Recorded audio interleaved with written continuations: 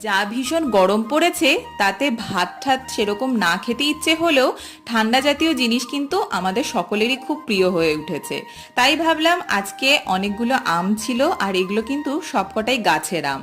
আর হিমসাগর আমগুলো দেখেই হঠাৎ মনে পড়লো আজকে একটু আমের লস্যি বানাই। একদম সিম্পল ভাবে বানিয়েছি। আমগুলো যেহেতু খুব মিষ্টি তাই জন্য দেখো আমি আমগুলো ছাড়িয়ে মিক্সির মধ্যে দিয়ে নিচ্ছি। তারপর কিন্তু একটা ফাইন পেস্ট করে নিতে হবে। একদম ইজি প্রসেসে আমি করছি যাতে সবাই তোমরা করতে পারো।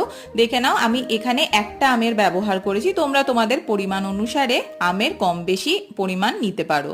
তার ভিতরে আমি একটু দুধ দিয়ে নিয়েছি 1 বাটি মতো, আর পরিমাণ মতন অল্প একটু চিনি দিয়েছি। যেহেতু গাছের আম খুবই মিষ্টি তাই জন্য আমার বেশি চিনির প্রয়োজন হয়নি।